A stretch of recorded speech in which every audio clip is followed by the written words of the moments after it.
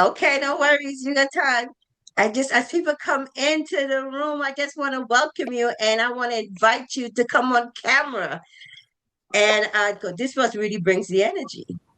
If you don't know me, my name is Diane Cunningham. I'm your host of Ascend Your Path, and I've been doing this for 5 years. I create spaces for speakers, especially to share their message.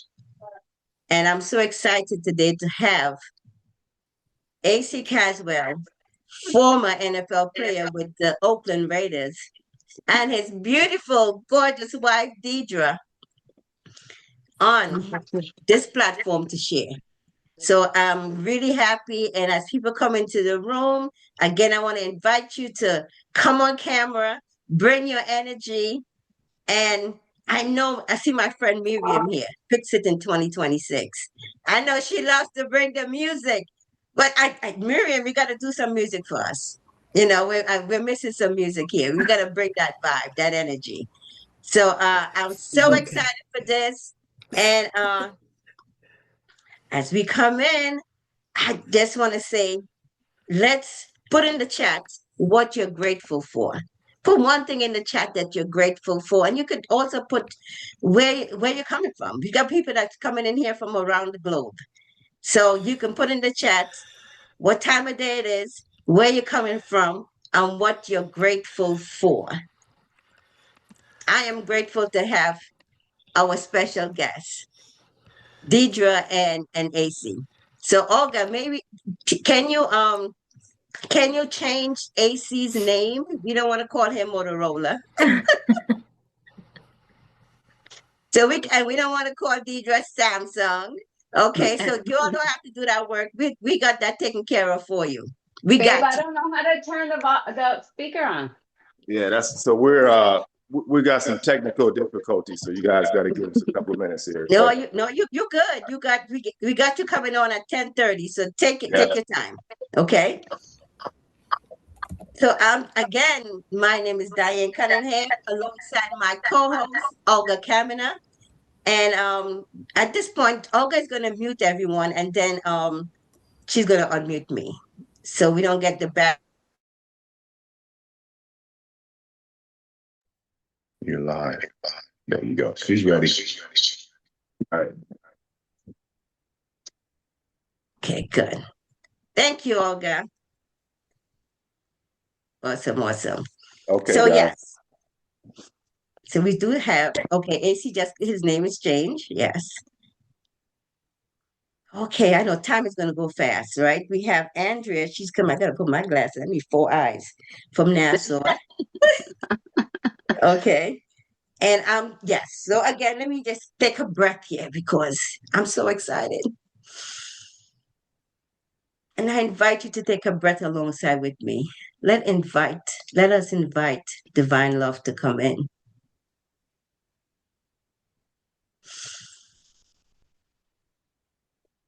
So yes, my name is Diane Cunningham, and I'm known as the people builder. I create safe spaces for you, especially speakers, professional or not, to share their message on Ascend Your Path. Like I said, I've been doing this for 5 years, and it's been such a journey. And many of you have crossed the stage. Some have went on to from being virtual on this platform, you went on to speaking live with confidence. So this is really a testament to the gift that God gave me to use. And today I invite Deidre and AC Caswell to share their message and their story, to let you know that dreams do come true, and you need to believe in your dream even more. So as I said, if you put in the chat, so okay, can you read some stuff that's in that chat? Is that okay? Yes, of course. What are people saying? Good morning. Strength and power of pivot conversation that literally saved my life. That's for Miriam. Just so grateful to be here. Nassau, Utah. Grateful for life. Yes, we have. Oh, Georgia, so grateful for life's miracles every single day. yes. Somebody wants We, to be in Bahamas right now. yes, so we got Bahamas is in the house representing. So where I'm truly excited. So I'm out in Delaware, Dover, Delaware, but I'm a New York City girl. I originally came from Trinidad 40 plus years ago. But I lived most of my life in New York. Spent almost 3 decades with New York City Transit, a job that I really, really like. I started from the bottom round, entry level, and when I retired, I was in leadership. And it brought me a lot of joy. New York City would teach you a lot of lessons: how to be patient, how to share love because people are in distress. And today I get the opportunity to share some of our dreams for you transform. And AC and Caswell will share their dream and their testimony. I'm sorry. So, Olga, some housekeeping rules before we kick off. There are not too many housekeeping rules. We are just going to run this event until about 12 midday Eastern time. So it's about 2 hours, and we are not going to have any breaks. Diane is going to introduce everything at the beginning, then AC and his lovely wife are going to have their part. And if you have any questions for them, please hold them, because once they're done talking, you will have an opportunity to ask them questions. And that's it. Okay, great. Well, thank you, Olga. Thank you so much for being such being my beautiful co-host. And today's event is a little different. And like I said, today's topic is about the dream. And for us, I've always had a dream. Put up your hand if you've always had a dream. Or put in the chat, type in the chat, yes. Okay, what about big dreams? Okay, has anyone told you you're dreaming too big? Yeah. So people told me the same thing too. People told me about my accent, and I allowed my accent to hold me back because a lot of times I would set things up, and because I didn't want to stumble or say the wrong word, I will, because I'm good at being creative, you know, but I would let other people execute, and I would fall back. So I don't want that for you. And today is the day we're going to break that demon. We're going to put that demon back in hell where it belongs. Who's with me? Amen. So, yes. So today I just want to say welcome. And I said it's going to be a little different because we usually have 3 speakers and they have 30 minutes. But today, Olga and I is going to share a little bit about our dream for not Ascend Your Path also, but for our business itself. You Transform 360. Olga and I have been working together for 4 years. And I just want to say she's an amazing person to work with. We've been in business together for 2 years. We were working with someone else. And we went solo. But I guess they told us, go build your business after we made them a lot of money. So this is how life works, right? You help others and then they dismiss you. And that's okay. Because guess what? If God allow it, it's for a reason. And we said, no, we don't give up. Okay. And we started You Transform 360. And it has its ups and downs, but we have done so many things. We created our own platform, Ascend Your Path. So our first platform was Next Level You. And we went on to move it to Ascend Your Path because we're going to keep moving forward. And our brand is all about ascend. Our retreat is ascend, whatever that is. Ascend. Our last retreat was Ascend to Purpose. We're going to share a little bit about that. Okay. Our anthologies is about ascend. And every one of them has been Amazon #1 bestseller. We did 2 last year. And today you guys are going to be in the place where you're going to witness history in the making, because today's message from Deidre and AC, we're going to transcribe that into a chapter and put it in a book. Okay, our next anthology is entitled Ascend Your Health, all about spirituality, wellness, and wealth. So that's, and AC is going to talk a little bit about that too, because that's his mission, generational wealth. I've been to MDM last year, and I was so grateful to be invited. So today, before we get started, let's set an intention of what we want to receive. Okay? So let's set that intention, because that's how I met. Before I went to Million Dollar Mingle, I set an intention. And guess what, guys? When some people were complaining, I was saying I got everything I wanted and then some. And that's how God works. You have to claim it. You have to own it. Oh, I'm getting chills. Today's going to be magical. So yes, to tell you a little bit about what we're doing for us with our Youth Transform,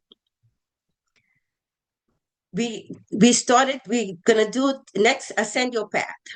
Ascend Your Path is for speakers, and we're also always looking for speakers.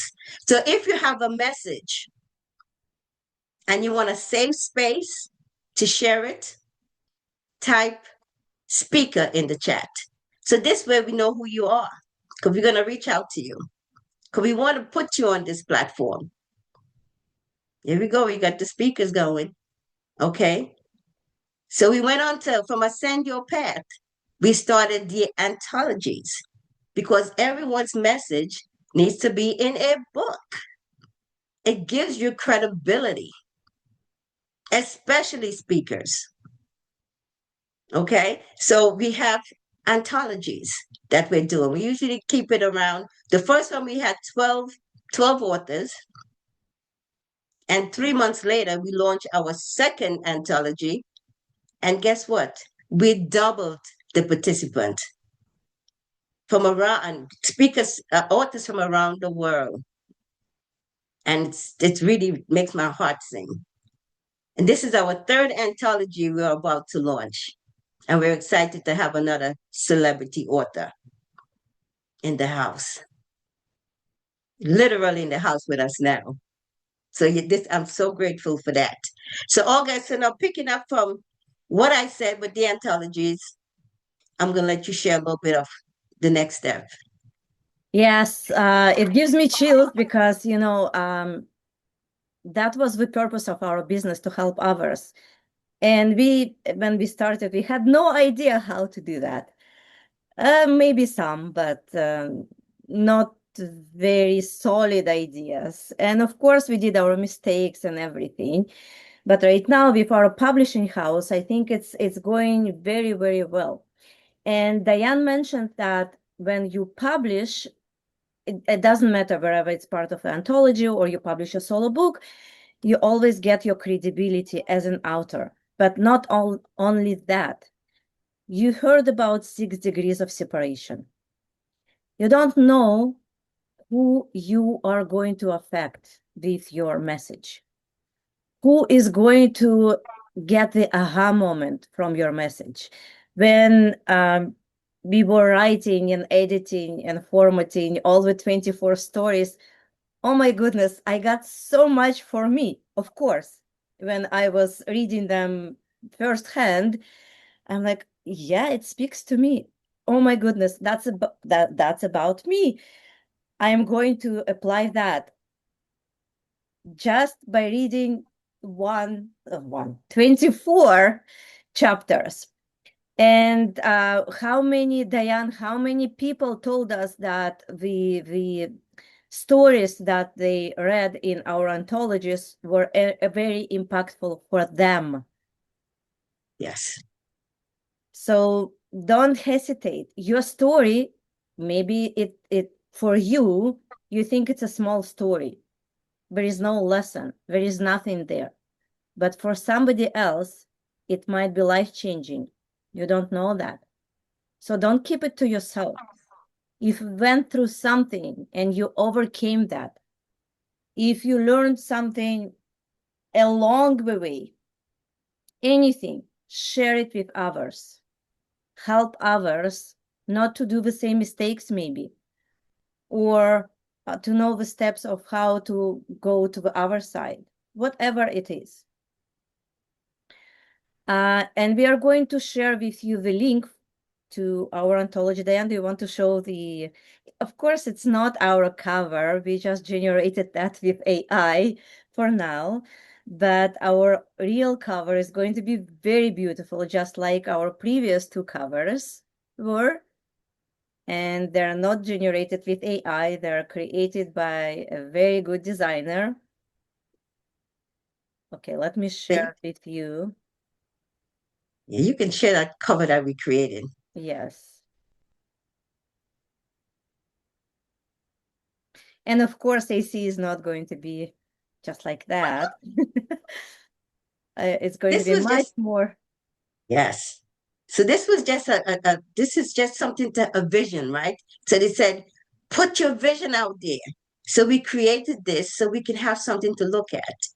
Okay. So I'm so excited for AI. Who's excited about ChatGPT? We were so afraid of chat. Okay, it's gonna kill writers. It's going to, man, thank God for chat. I love you, chat. Mm. So yes. So I know time is clicking. So we have that in the Zoom. So we have a lot of speakers in there, right? So what about if you want to be a part of this anthology? Type anthology. I don't know. Somebody might say, okay, I don't know how to spell anthology, but guess what? Maybe you could put ant, we're gonna know. Or maybe you say too much to do right now. Okay. You want to be a part of it? Awesome. Okay, so this way we could identify you. And what I want to say is, even if you say, I don't know how to write, that's what we Don't do. worry about that. We will help That's you. what we do. We interview the chapter out of you and make it sound in your voice. So you don't have to worry about that. This is easy breezy. And it's so good when you could control everything because we have our own publishing house. And a lot of publishers are here. So if I can get can I call on someone? Hortensia, is it okay if I call on you to share a little bit about your experience? And I'm going to make it a laser share. Hold on. Hortensia, and I'm muting you. No, unmute here. Unmute myself. Okay. Am I on? Yes, you are. Okay. Good morning, everyone. Oh, it's such a joy to be here. Oh, okay. So my experience, I have known Diane and Olga for just about 5 years, right, girls? My guru sisters.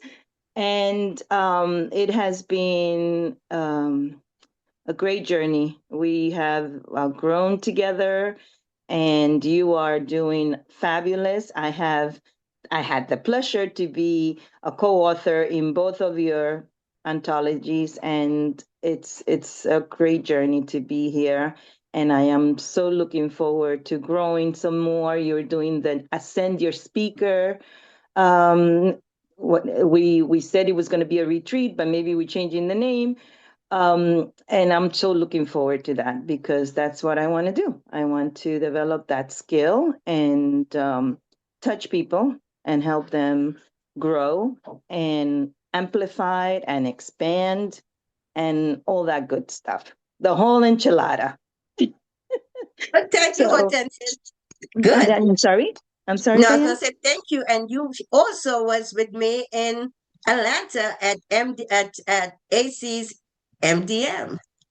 Yes, we were. We had the pleasure. I was a very late comer. I was not able to speak at the $1 million mingle, but I had the pleasure to experience it all. And yes, I agree with you, my guru sister. You know, you are at the buffet and you serve yourself and you just eat what is good to you, and whatever doesn't fit your plate, you just leave it and be grateful. Don't complain. So I got what I wanted. I met beautiful people, and I loved every experience of it. And experience that I had. And I'm looking forward to this time coming, probably be the first one to sign up and be prepared to share my story and impact lives and do it and enjoy it fully. Thank you so much for sharing that, Hortensia. I know we have other authors on here as well, but I know I want to skip around a little bit. Is what's the next we have with our anthology? We took care of that. And oh, let me go into, but before I dive into our retreats, let me tell you, us women especially, men too, they love luxury. And I love hosting retreats. I love going to retreats because it takes you away from your environment.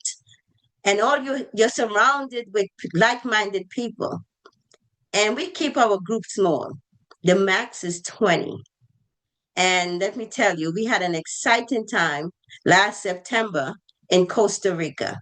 So, Olga, if you have that reel ready, let's give them a little tease of what to expect for May of 2027. So, this is what we're doing for our community. We want to be able to give you that safe space for you to share. And so many miracles came out of that. And I'm excited. So, who loves retreats? Type in the chat, me. Right? I know AC doing a lot of stuff for his men, right? His men, that's a lot of work with men because a lot of men they don't want to seek help. Okay, but when they get the help, they're grateful. So I see me, yes, retreats. Okay, so as Olga do that, we had a wonderful retreat in Costa Rica last September, and the retreat center it's called Verdesana. It's by Imaloa, and the sheets are luxurious. You take your body wash, you're gonna keep yours in your bag because what they offer is so good, and the experience, just being in nature, just hearing the water. There's a river that runs through the property, and the staff, the best ever, 5-star, and you will be able to see a brief preview of what that's about. We coming up there, Olga? Magic is happening. Is the most beautiful thing that I've ever seen. There are just no words to describe the nature here. Between the birds and the animals, the plant life is just amazing. There's something new every way you turn. The food is amazing. It's absolutely amazing. And most importantly, it's beautiful. The staff here takes their time and they just make every meal that they bring out to you look as beautiful as they possibly can.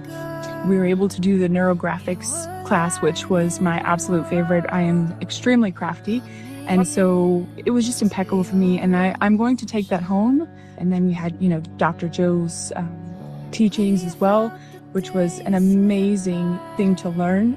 And just every single thing that we got to do here was just a fantastic learning experience for us individually. We all learned something different.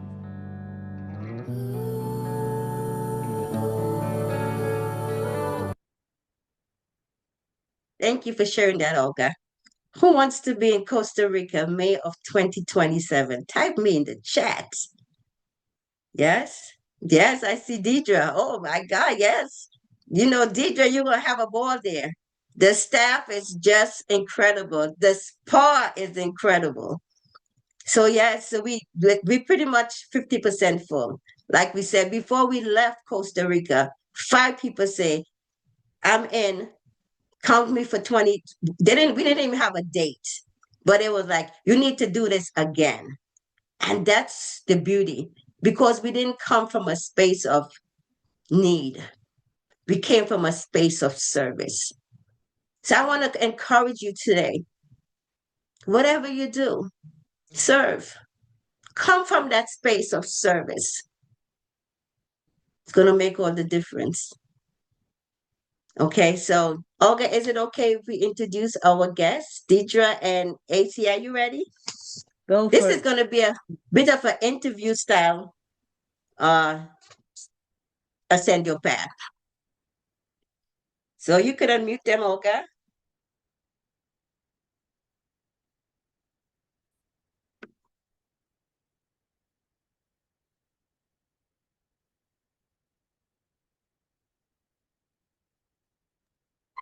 Okay. So You on mute, Deidre? Let me check. Are you still on mute or not?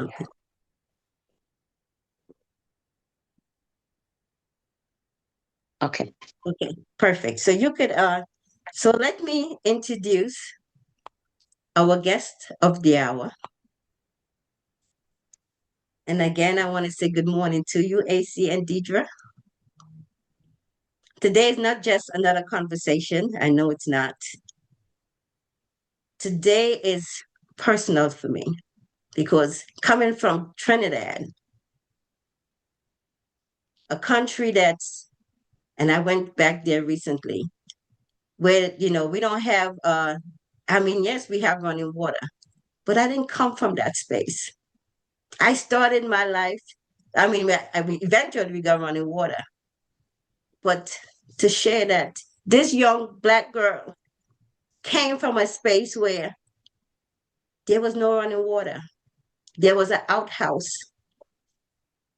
And here I am today, living my dream. And AC, I'm so touched by the work that you do. And even though people said to you, you're too small to play football. Because even when I saw you, I was like, yeah, how did he do this? To play 5 seasons, it was really inspiring. So I just wanted you to share with us a little bit about your background. And then I'm going to go into a little bit of questioning. And then we're going to invite the audience, okay, to ask you a few questions. Is that okay?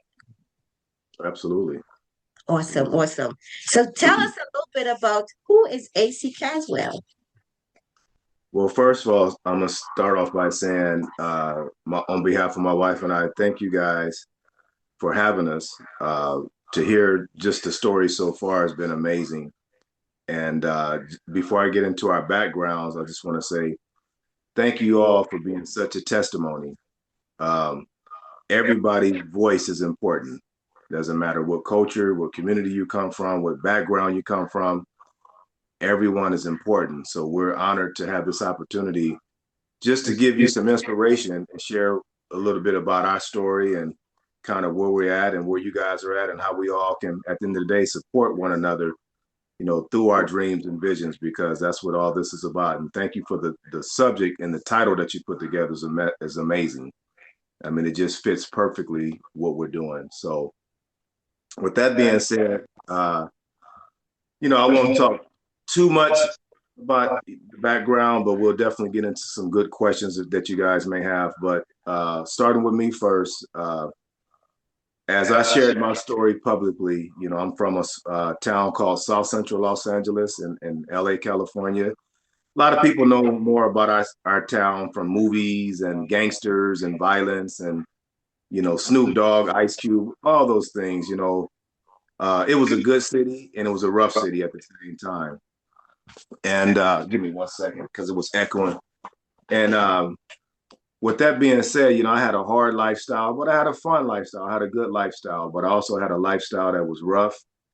A lot of gangster, a lot of violence, drugs. I was a true product of my environment, the way I grew up. But at the same time, I loved my environment. I loved my city. I love where I'm from. I took a lot of pride. I wasn't embarrassed when people say, "Oh man, you're from South Central LA." It meant a lot to me. It groomed me. It taught me. It developed me. It taught me so many things that going to college couldn't teach me. It taught me survival. It taught me grind, hustle, vision, purpose, never to quit and give up. Growing up in LA, it challenged me. Every day was a challenge for something. Like you said, Diana, certain times we didn't have things, right? Certain times we didn't have certain things in our life that maybe other people had. That's okay. You know, people said, "Hey, you can't make it out of South Central LA. Only thing that comes out of South Central LA are gangbangers, death, or prison." You know, that's all we heard. Like you know, because of where you grew up at, you're not predicted to be successful. All you're gonna do is end up in jail or prison or dead. You know, you get that stigma on your back when you come out from certain cities and certain countries. And I just knew that I wasn't going to accept that. You know, I was like, I'm not going to buy into what you're telling me that, you know, only thing we can do is end up dead or in prison. You know, it's more than that, than just, if I was to buy into that, maybe I would have ended up, you know, dead or in prison if I would have bought into that, right? But I knew that deep down inside, I had something special in me, and I knew that I had some greatness in me, and I had passion, and I had vision and fire, you know, to make it out. So during that time, you know, I didn't have a father in my life biologically, and that was tough on me. You know, I had to deal with that at the same time, because when you grow up in certain parts of LA, kids can be brutal. I mean, they were bullying you, they would tease you, you know, they will make fun of you, you know, hey, you don't have a father in your life, just all these things that I went through mentally and emotionally. And it was tough, you know, and I could have let those things really take me over, but I didn't. I was like, you know, I'm better than that. And in due time, I had a great mother that raised us, you know, my brother and I, my older brother and I, great mother that raised us, you know, taught us a lot of value, a lot of purpose, you know, taught us grit, taught us grind and fight. I remember her going through her relationships, you know, her boyfriends back and forth. And I remember us getting kicked out of houses and walking down the street with our clothes to go to my grandmother's house, because that's just how we grew up. But she never stopped fighting for us. You know, she never stopped believing in us and telling us, hey, guys, you know, we're going to make it. We're not going to quit. We're not going to give up. So it started with my mom and having a strong grandmother in my life, too, who always took us in. She never turned us away.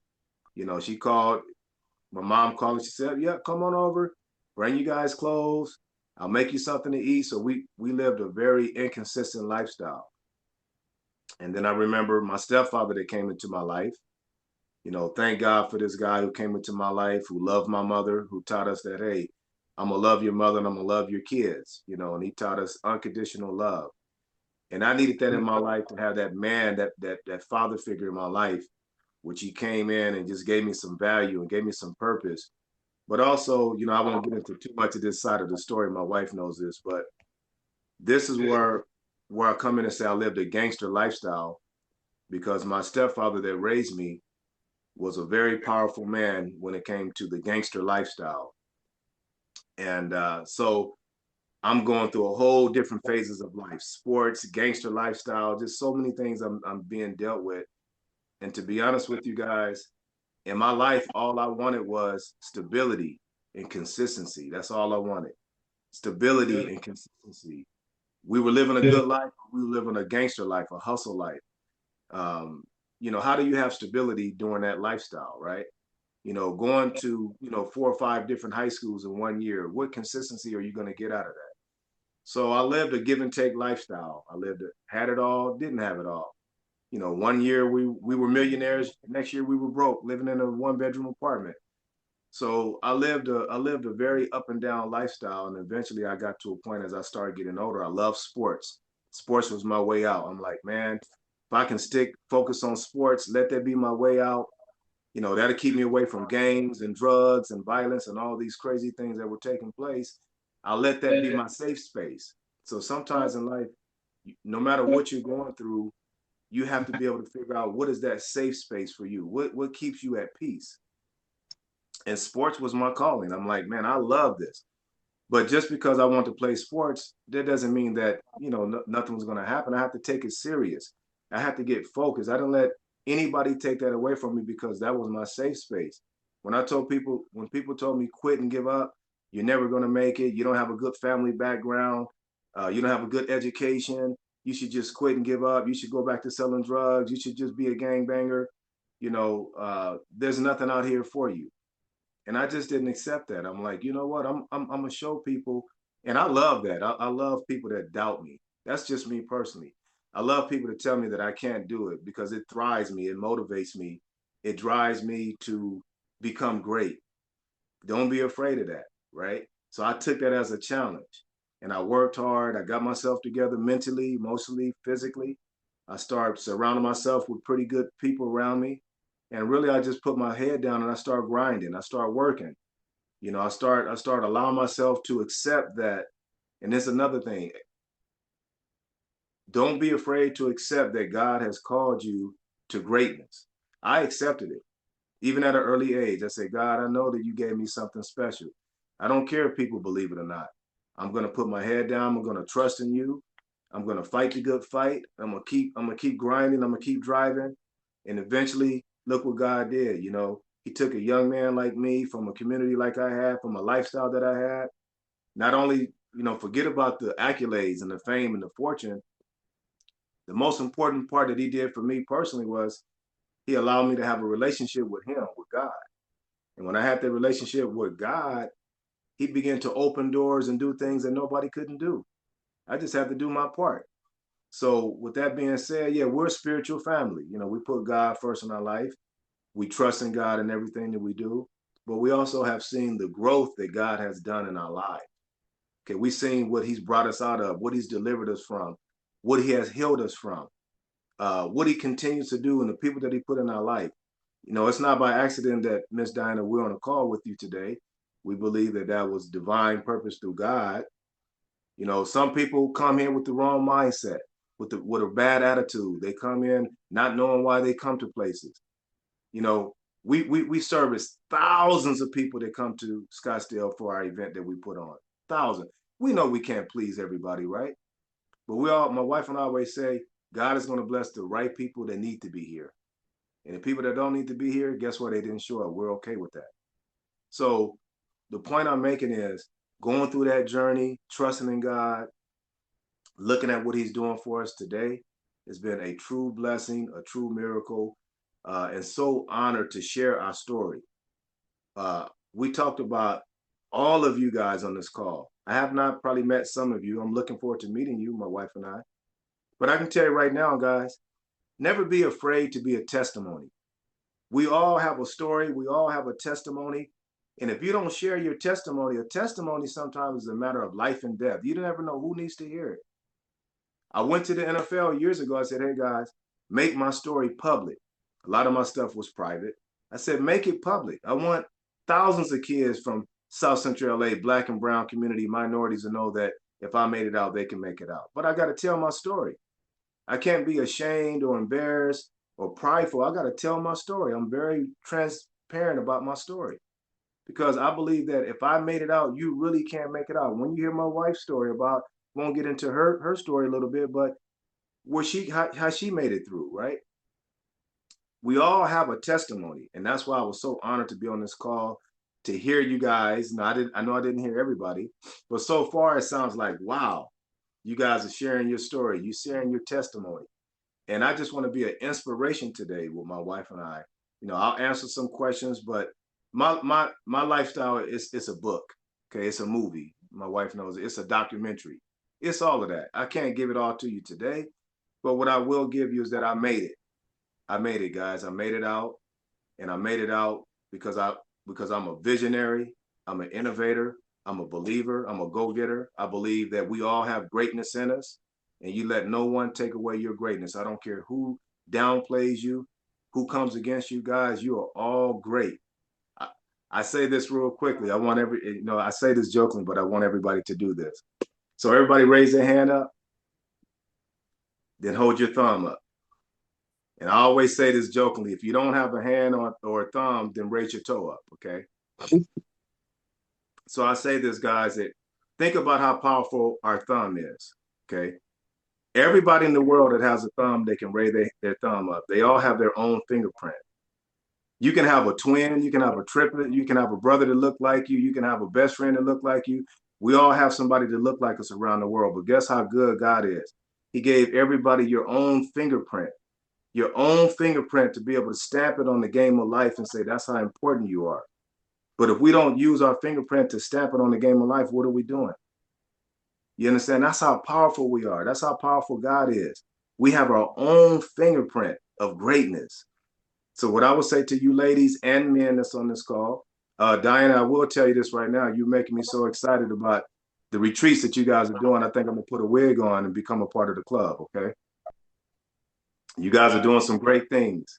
So I'll answer some questions, and then my wife can come in, and however you want to let her come in and tell her story. But I made it through, guys. I had a hard lifestyle. I have no regrets. No regrets. I'm excited about life. I love life. I love blessing people.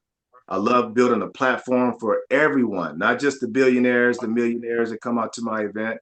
Everybody, anybody that has a dream, have a vision, have a purpose, we want to embrace that and give you a platform to come out here to be powerful. Let us hear your stories. Tell us how we can help you. Closed mouths never get fed, right? You got to speak up on things. You got to speak with boldness, like you talked about it. Claim it, speak on it. I spoke on my life. I had a lot of people speaking down on my life. I spoke on it. I'm like, God, I deserve to be great. I deserve this opportunity, God. I deserve to be in the NFL. People told me I was too small. I can't make it. I didn't go to a university. I didn't even go to a university. I went right out of a junior college, 2-year college, to my journey in the NFL. People said, oh, he'll never make it. I didn't never believe that. To this day in business, you're a black man. You can't be successful. I deal with racism still. I deal with doubters in business. That's not going to stop us. We're not going to stop. So with that being said, the game of life is every day. It's never going to stop. We got to continue to do our part to believe that we're great, to accept that we're great, and we let no one take that away from us. I'm still striving to be great. I'm still vision about things we want to create and things we want to take over. I got people around me, oh, that's not going to happen. You can't do it. Why can't we? So with that being said, I'm open to any questions. That's a little bit, guys, about my background. I'm in Arizona now where my wife and our family is here, our kids are here, our grandkids are here. We love Arizona. It's a great place to make some big things happen. But yeah, a little bit about me. That's my story. And I'd love to answer any questions if anybody have any questions. Well, AC, well, thank you for sharing that. You shared so much. And my pen, I kept writing because I always got a pen in my hand with paper when someone is speaking, right? So coming back to being prepared. Okay, guys, I hope you got your pen and your pad. Okay? Because there's a lot of jewels, there's a lot of gold being dropped here. So thank you for sharing that story. And you talked about mentorship, which is key, and having a coach. And that's what a lot of us are probably missing because we can't do this. Yes, we you have God, but we need that a mentor, right? Someone Yeah. to hold our hands because that's the person God is going to use to take us to work on our journey. So the importance of mentorship, you mentioned that. How important is that? Or how important was that for you? Mentorship, was everything. I mean, it was everything. And you can't be afraid to be a mentor to someone and be willing to forget your pride. Let your pride go. We all need a mentorship. Okay, I'll kind of use this as an example, just talking about mentorship, okay, and greatness. My mentorship was the owner of the Oakland Raiders, Mr. Al Davis, God rest his soul right now. But he was following me ever since junior college. He was following my career, and he brought me to LA and said, "Hey, if you do A, B, C, D, E, I'm going to sign you to a contract, and I want you to come back home to LA to be a Raider." And I thought I was just going back home to LA to be a Raider in Oakland for football, but he became my mentor. Like he literally pulled me aside and started talking to me every day. He started talking to me about life, about business, about just don't be a professional football player, become an entrepreneur. He started investing time into me and his mindset, telling me about his background, like you said, those golden nuggets that money couldn't buy. And I started taking heed to what he was telling me, and I started building a relationship with him.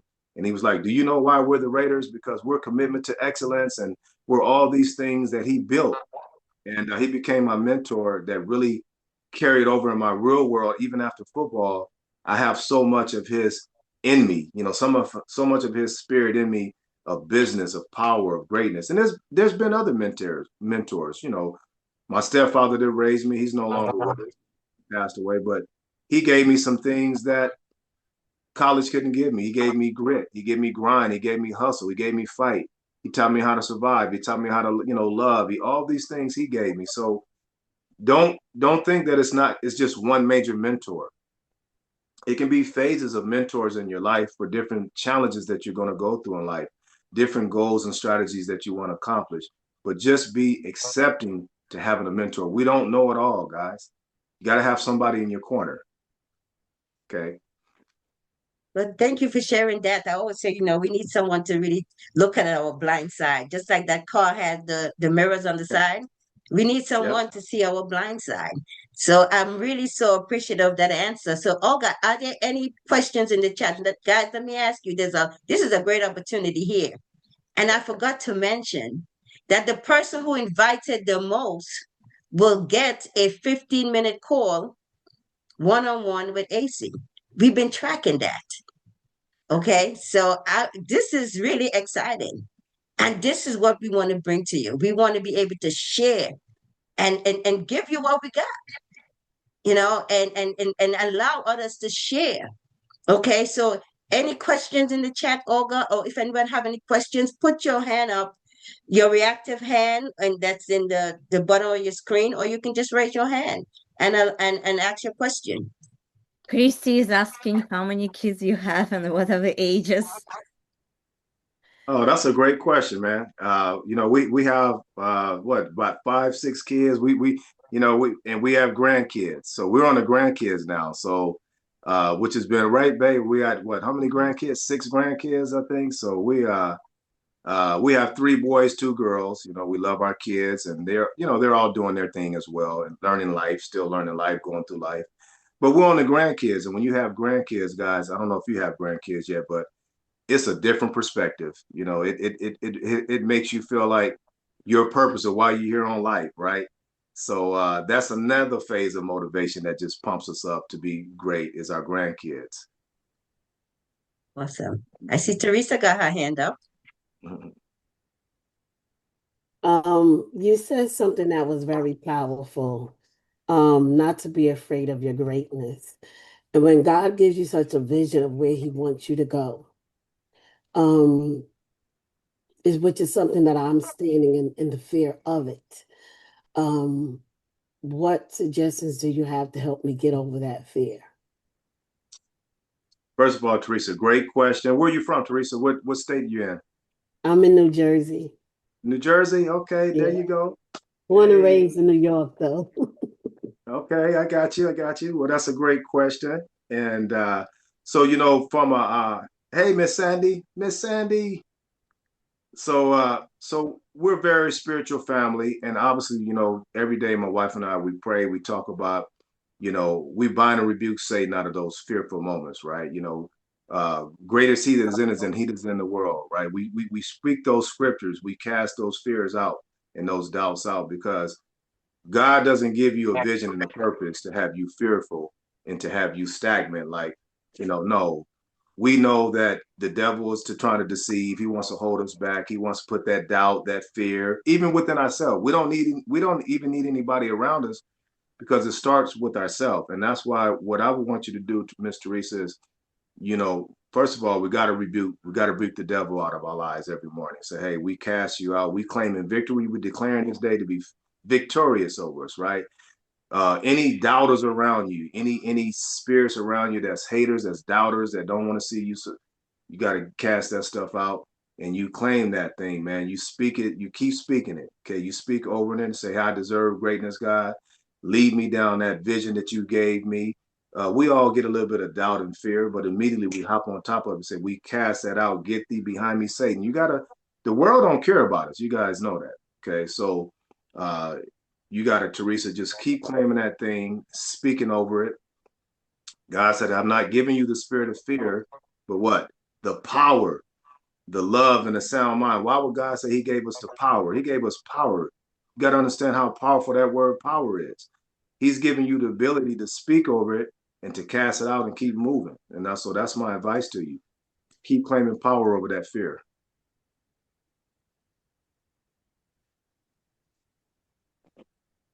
I thank you for that, because I am a preacher. I'm a minister of the gospel. that I just enjoy sharing the word of God. I don't get many opportunities to, but I do know that God has greater things for me to do, not only in the building, but outside of the building. And I'm looking forward to ascending. Thank you, Diana, and going high and high and doing the work for the Lord. Thank you. Amen. Amen. Thank you, Teresa. Now we got Sandy. Sorry, before Sandy, Miriam is asking, she would like to know more about your involvement of empowering men. Sure. Well, I think, not think, I know, men are important people, right? We take the responsibility of headship, and we have to, and I deal with men on many levels, from just being a man, sports, all kind of things where guys, we're struggling, guys are struggling right now in a lot of areas, mentally, emotionally, depression, and we got to try to build our men back up and know that they're kings and we're great, and we're deserving, and we're going through a lot right now in the men culture. And the best way for me to do is fellowship. I try to make sure I sit on my NFL boards and all kind of boards, being around men, inviting guys out to come out and network and to speak and make sure that we're lifting their spirits up and holding each other accountable to greatness, because we can't lose our men, and so my heart and passion is always for the guys. Love what the women are doing, love what you guys are doing, but we also can't forget about our guys. We need fellowship too, right? Iron sharpen iron. We need mentors in our life. We need time to come together and bond and talk about how can we become better men, husbands, fathers. What are we struggling with? I mean, we need that too. So that's a great question, but I always make myself available for guys to make sure we have vehicles and platforms and events to go to so we can lift each other up so we can be great.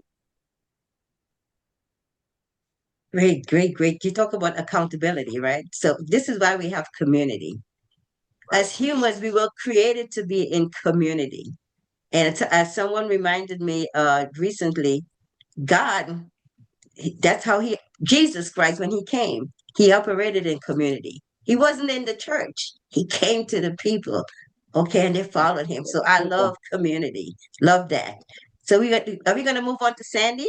Go, Sandy.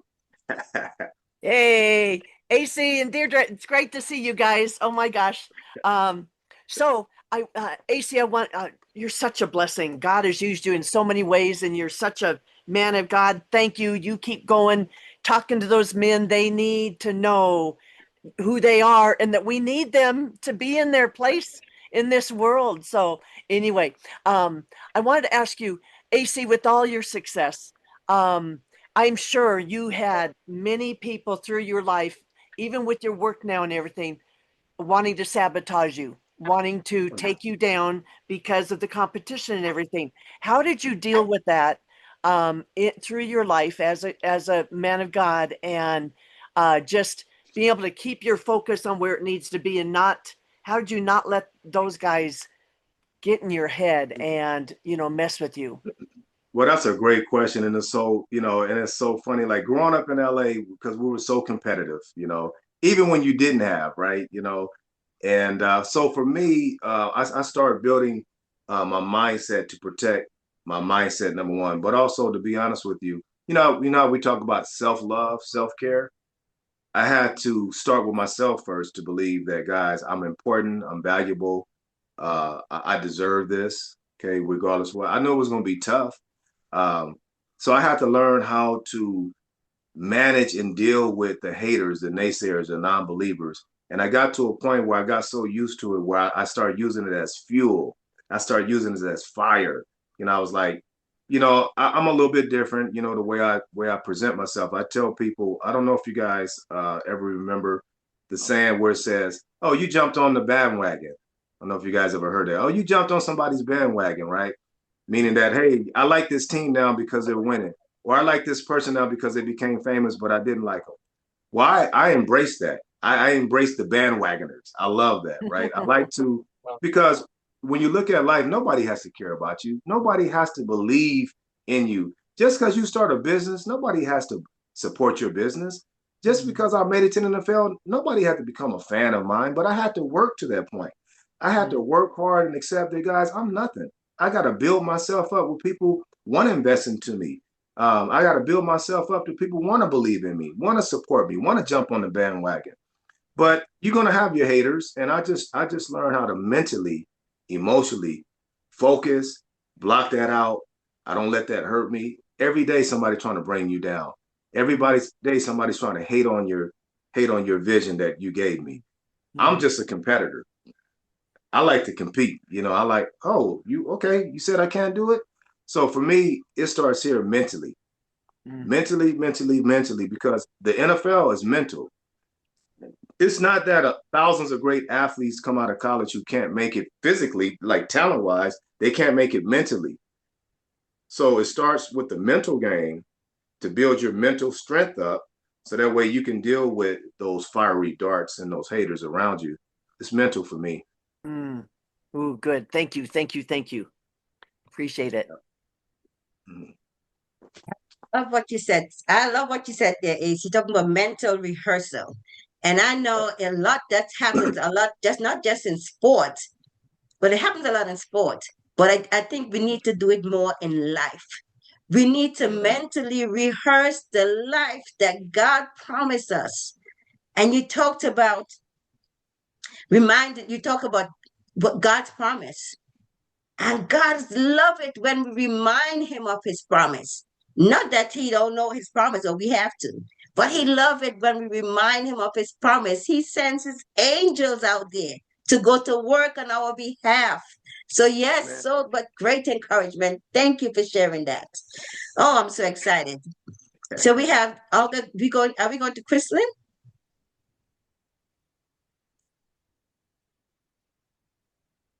Yes, we are. Okay. Hi, AC. First of all, I met you at the Million Dollar Mingle. I am from Nassau, Bahamas. And so it was a pleasure meeting you at that event.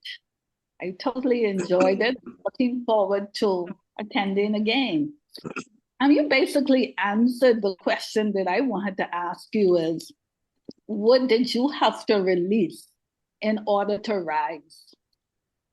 Ooh, that's powerful. I like that question. And that's so perfect because I think that I know. I know that you have to self-deny yourself. Obviously, we're talking more spiritual now, right? You have to, deny yourself so that way God can take you where he needs to take you that no one else can even touch you. Okay.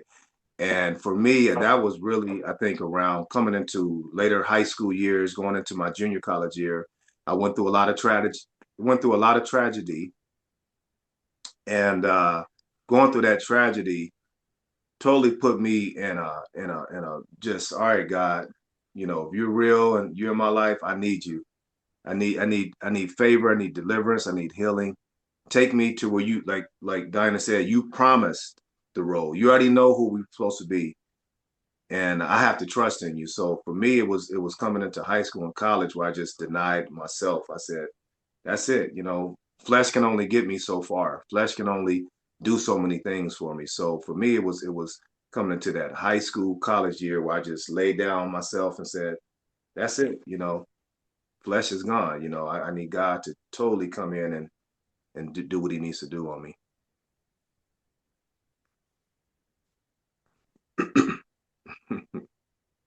But great question. Thank you. Thank you. Thank you for that question, Chrislyn. And you talk about die to self, right? You talk about when you allow God, use that word allow. And I think allow is really surrendering to God. And am pretty much in that journey at the moment. And by being in this journey, in 21 days, God brought me, he gave us a new program because I asked, and it came about in 21 days. It's called The Secret to Manifesting Your Intentions in 21 days. And AC, it happened in 21 days. So this is how this stuff is so powerful. And part of that is we had our first first test, our beta test in February. And it was in less than a week, people were having breakthroughs. And it's because I allowed, and you talk about die to self. I had to sit back and allow God to take over. And I think God deals with us in phases. And it's been a journey for me, and I mean, from the journey from leaving alcohol, I haven't touched alcohol in over 3 years. And that Amen. came to me as a whisper, and that's how Deidre and I met. My message that day was the message that changed everything. Yes. And to die into self. So now what I'm realizing while I'm going through this journey, when I heard die to self, we would always be, in service, right? But then I also realized it's dying to that old me that's not serving, to really give the new me, the purpose driven me life. Amen. So Amen. that's really that one that came from my challenge. So I'm going to talk a little bit about that challenge that's coming up that we created. So now we have another question from CMAL. Hi, so nice to see you guys again. AC, thank you so much for such a candid share of your personal story. Very inspirational indeed. And nice to meet you, Deidre. So a very quick question. Everything here, Diane, your sessions are amazing. It's just so mystical. Everything here that was said totally resonated with me. So I want to know, when is the next $1 million opportunity? Mingle. That's awesome. I met great connections. Yeah. Well, first of all, ladies, let me say this, and I say this humbly, as I shared with you guys when you came. Those who did come down, we're about 80% driven by amazing women from all over the world who drives the $1 Million Mingle. So, if you don't mind, Diane, just to share a little bit of the background. So those ladies, and not only ladies and men who want to attend, we do this here in Scottsdale, Arizona. We do our annual $1 Million Mingle celebrity charity fundraiser where we're raising money for great minority charities, but putting on some great events. We've been doing this since 2006, and thank God we're still here. And thank you, ladies, for coming out. Those who came out with Sandy and Forbes and Diana and all the crew that came out. We have something very exciting this year. Again, every year we make changes, we get better, we throw this out, we add this, and we'll go live, Miss Sandy and guys, in about another 2 months, about a month and a half, 2 months. We'll be live with the hotel packages. It'll be in November again, like November 7th through 5th through the whatever, Thursday through Sunday. But we're going to be so excited to embrace you guys again. Sandy and I will be talking as well again about putting some great packages together for you ladies. That's going to cover your room, your speaking, your keynote speaking, your panel speaking, just business opportunities to come out here, guys, to network, to meet people from all over the world, share your story, share your vision, share your brand, share your company, and how people can support one another and lift each other up. And that's the testimony that I love getting back. Like, hey, we're doing business together. I met people at the $1 Million Mingle. I mean, we have people, as you guys know, from all over the world. And to see the ladies that just come in and just take over, I love it, man. I'm like, guys, y'all need to step up. The ladies are just kicking butt. So, and most importantly, I love the diversity of what God has allowed. When you see people from India, Africa, Canada, Dubai, Argentina, white, black, Latino, Asian, African, all over the world coming here, fellowshipping together, coming here, networking and talking business and how we can support each other and becoming friends. So we're one of the most unique events in the world that puts this type of experience on, where you can network, you can entertain, you can come out to polo. If you guys seen polo, you guys came to polo, watching polo, which is amazing. I love horses. I love polo. The celebrity brunch and comedy show, right? All the cool things, the white party. You guys, man, these ladies, boy, you guys turned up. You guys turned up, good ladies. Y'all come out here and took over the dance floor, man. And it was so powerful to see that, because people were like, who are those groups? Who are those ladies? I want to be a part of that group, right? So thank you, ladies. But we will have some information coming out in the next couple of months. We'll be live. And we're so excited to have you guys all come back. Those who want to know more information, I put my information in the chat. You can send me an email, message me. We'll build some rapport. We like to be a little bit vetted of who's coming in, who's not. But I would love to give you guys that opportunity to learn more about your business, who you guys are, how we can help you, and get you guys out here in November. It's going to be great. That's awesome. Thank you. Thank you. So, Olga, are there any questions in the chat before? I think we have Miriam's hand up. Are there any questions in the chat? And then we want to put Deidre in this mix here. That's my Yeah, girl. we're going to get Deidre going. Yes, Tamara is asking, how do you keep going when you hit a brick wall? Ooh, that's good. Man, you know what? And we do hit brick walls because we're human, right? Once again, I thank God for my wife, and I think you got to have a good support system around you. And if it's just yourself, hey, you know what you do, like I said, I don't apologize for trusting on God. But when you hit those brick walls, you got to get on your knees, man. You got to say, God, help me, give me the strength and the power to fight through this thing. Give me that energy that I need, because sometimes you do hit that brick wall, with life, with pressure, with family, with expectations. Sometimes you might not have the right finances that you need to get the project going. I say this all the time, a brick can be shattered, right? So you got to hit that thing. You got to break it up, right? If it takes pieces, break it up in pieces, but you got to shatter the brick. Okay, shatter that brick. Don't let that brick wall stop you. Chip away and say, hey, you know what? I'm not gonna let it totally take me over. I'm gonna keep chipping away at it till that brick breaks, because I got to keep moving. So that's I'm a fighter. I'm a fighter, guys. I put them up and fight. So I don't let too many things stop me. Family, friends, loved ones, and no, you got to keep moving. So that's my advice to you. Shatter that brick wall. Thank you for that answer. Olga, any more questions in the chat? Not that I see. Maybe they'll Okay. come later. Okay, so we have Miriam. Hi, Miriam. Hello, everyone. Blessings to you, beautiful people. I am so honored to be able to be here. Diane knows my challenge for today, but I told her I am going to be here to show support. So, with that said, I am a boy mom. Okay, we hear of girl dads all the time, but I'm a boy mom. I was a single mother, and so I'm going to circle back around to the men question. I have a question for you, and I also have an invitation to want to collaborate with you and your wife to have further discussions for a July event that I do.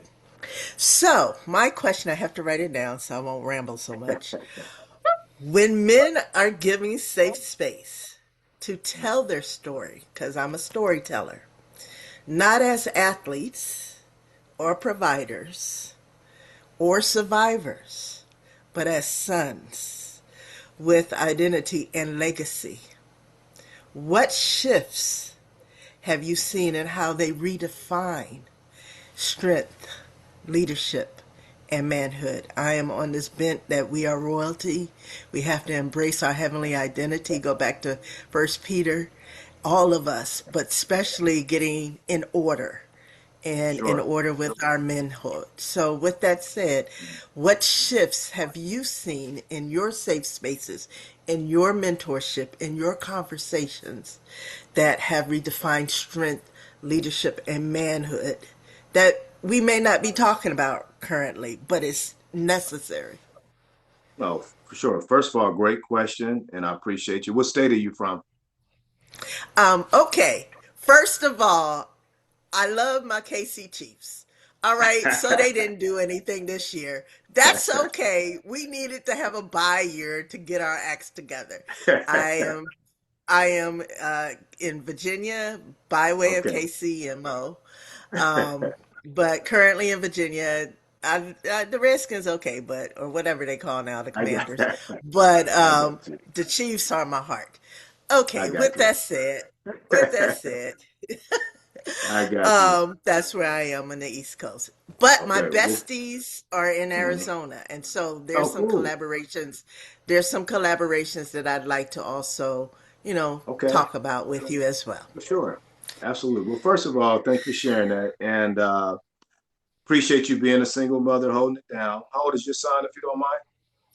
Oh, he's an adult now, but Okay. when I was in that formative stage, I would have appreciated more resources that would have had men folk speaking to the lives of men folk in the Uh-huh. making.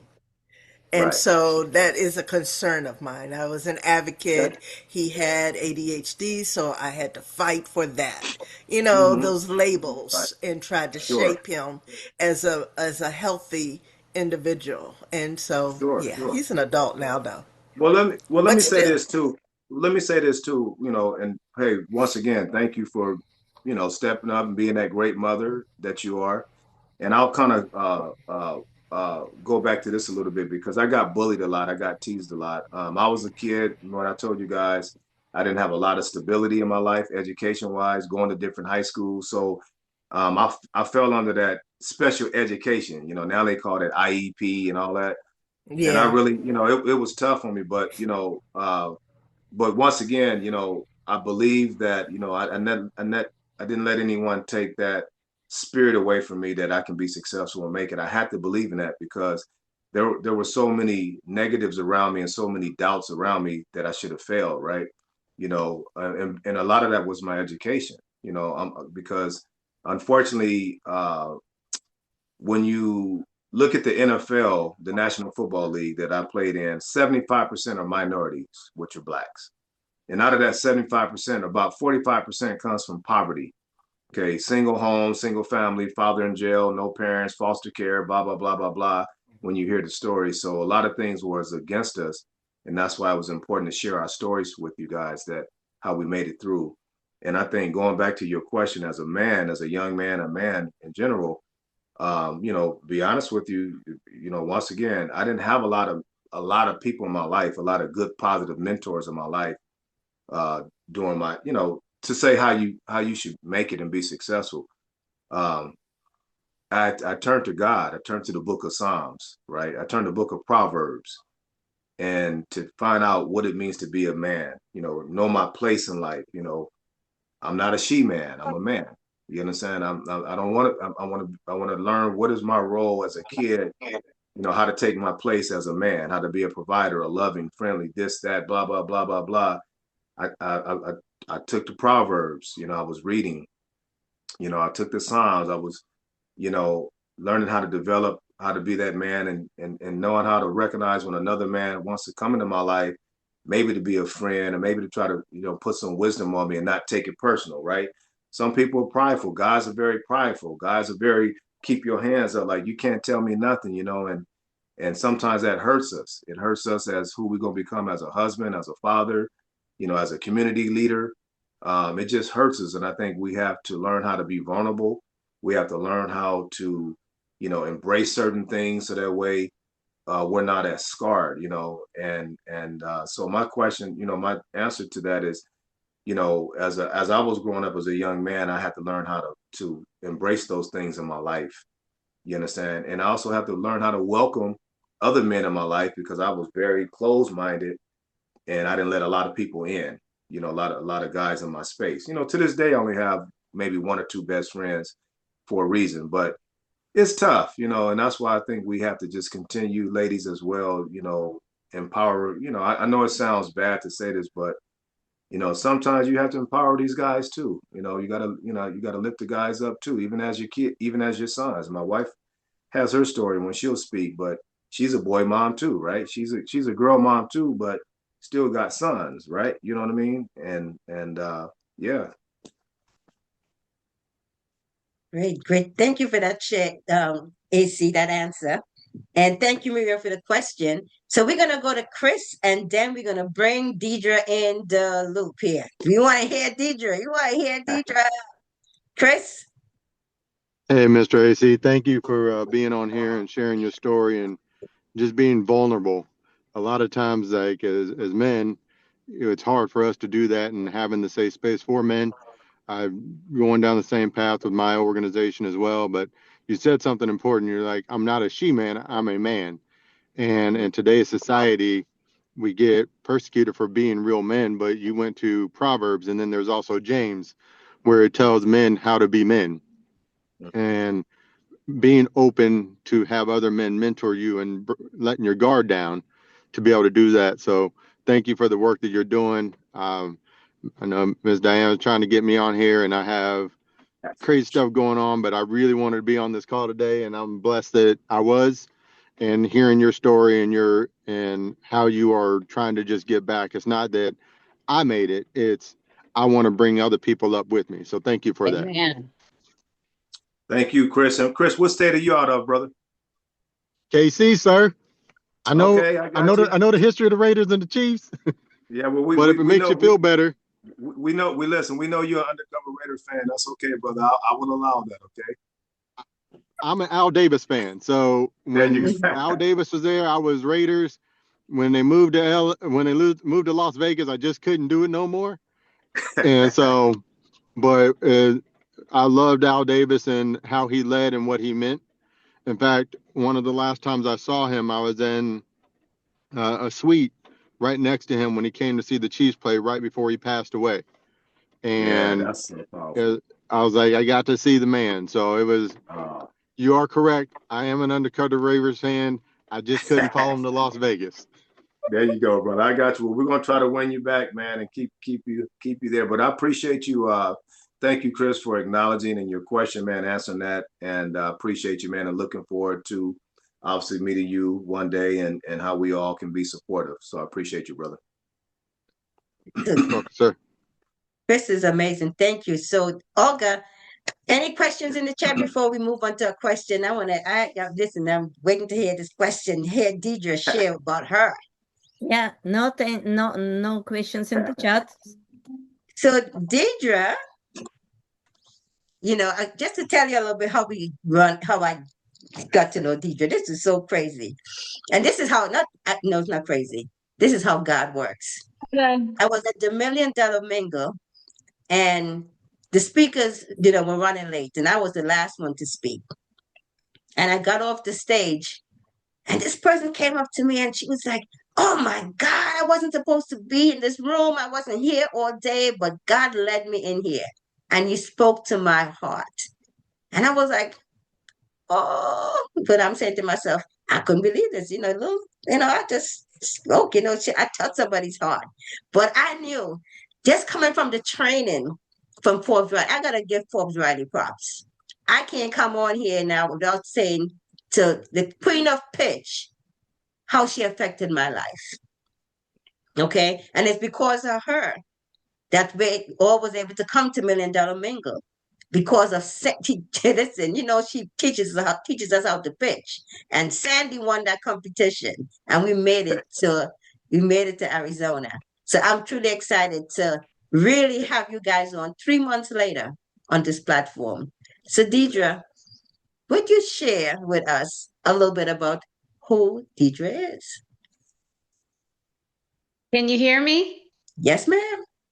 Oh, thank you, Ms. Diana Cunningham. I greatly appreciate you for giving us this platform. And hello to everyone that was able to make it this morning. And hopefully, more people will be able to make it.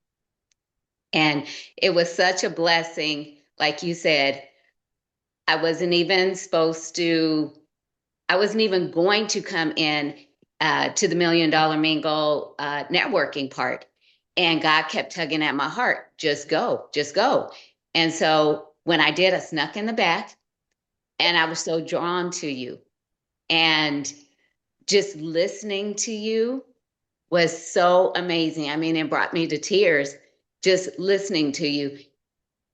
And I was so thankful that I was obedient to come in and to hear you speak. It was so wonderful. And like you said, this is a divine meeting and a divine relationship that God has brought forward. And I thank you so much. Well, And I so, thank you. and my story is, God is so good and amazing. I was raised by my father in a very small town here in Arizona.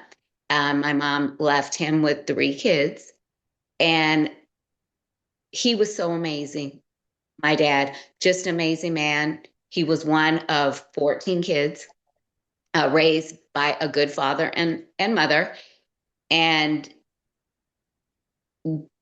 definitely didn't stop us. My dad said we are a team and we work together, and that we did.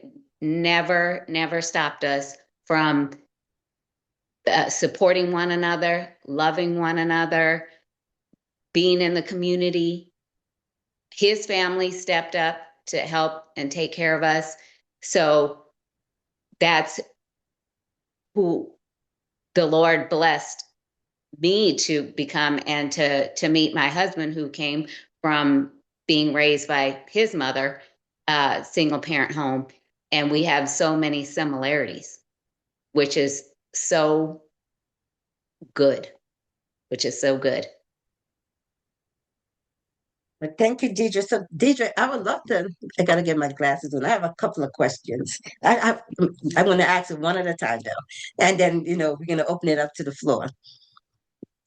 Deidre, you built a career in fitness and hospitality while raising a family.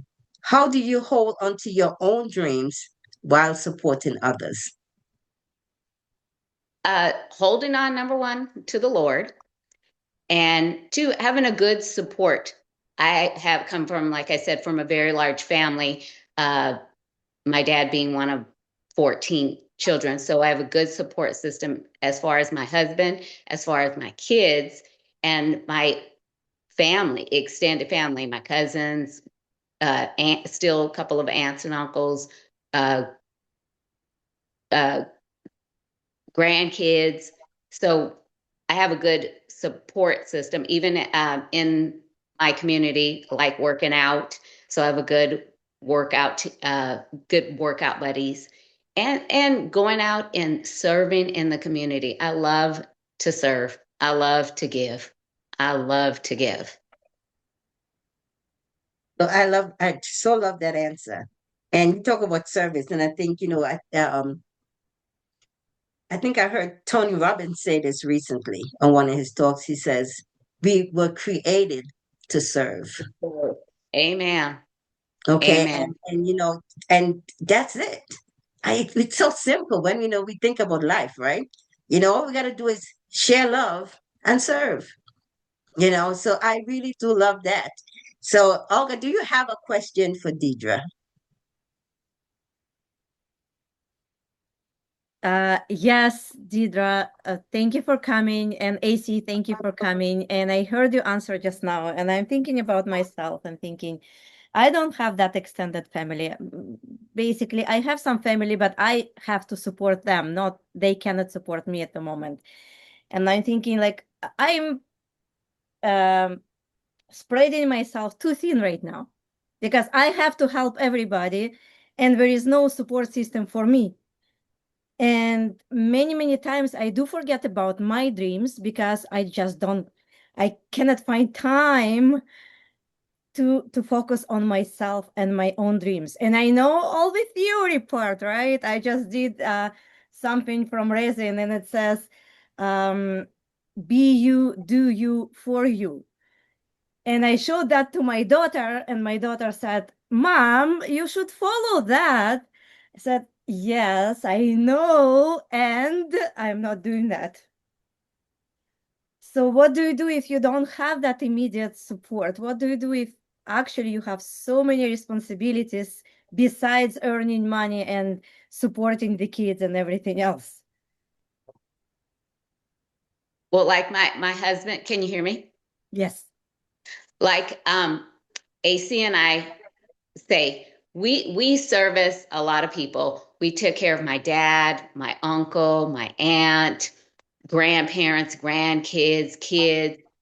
And like AC, and I say, because so many of our family do come to us, they're like, oh, they're a team. There's two of them, and there's only one of you. But what good are you to someone else if you're broken down and beat up? You're not. And don't feel bad for taking time for yourself. You need to take care of yourself. Like I said, you are no good to anyone else if you're beat up and beat down. And it's not bad to take care of yourself and want better for yourself. God wants better for you. He wants you, and he knows your heart. And sometimes, unfortunately, you have to say, not at this time. If God says not at this time, it is not at this time. And it's better to fear him than satisfy those other people.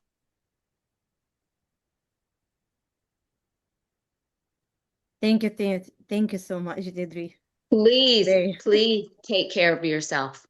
Please. Diane is helping me. Good. Diane Listen to Miss Diane. She listen to Miss. She's gonna come with good and loving advice. I know.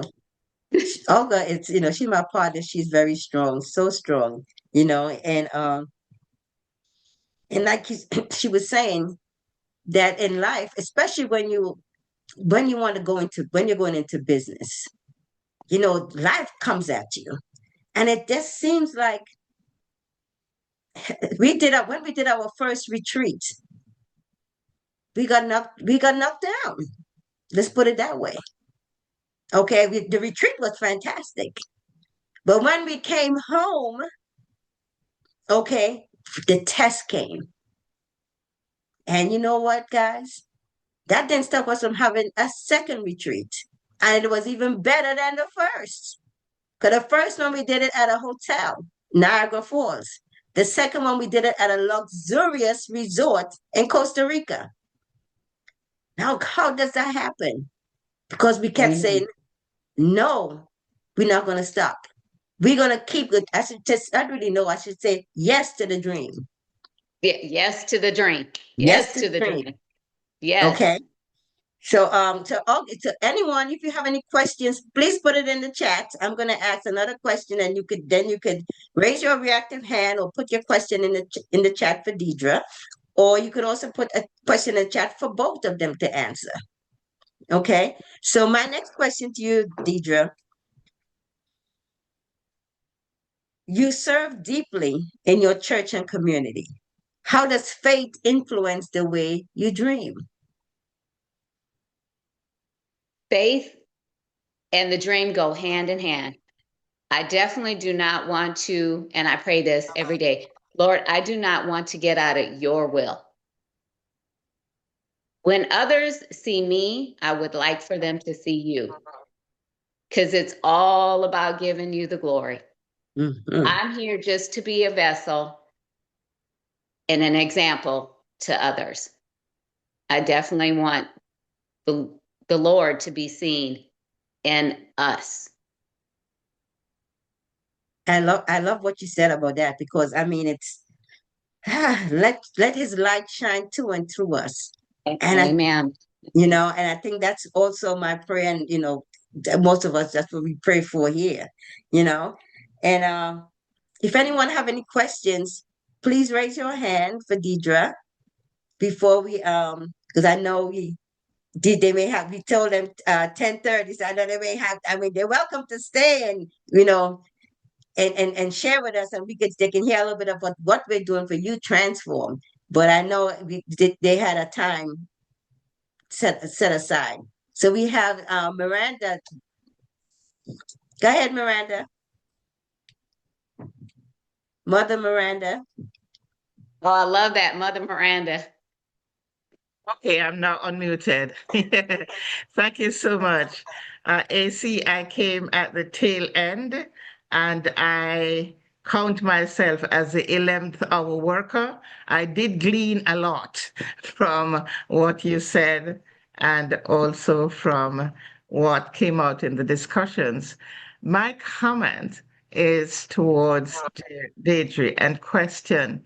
I observe how beautiful you are. You're looking so wonderful from top to bottom. Well, I'm not seeing the shoes, but what you're radiating for me across the screen is is a woman of humility, a woman of strength, and I am wondering, out of your own lived experience, what encouragement you would have for us as we strive towards our own accomplishments. Thank you and welcome. I'm glad that you made it. Well, I think having a good group of positive speaking women like this group, and the head, like Miss Diana, is someone always speaking good and not bad.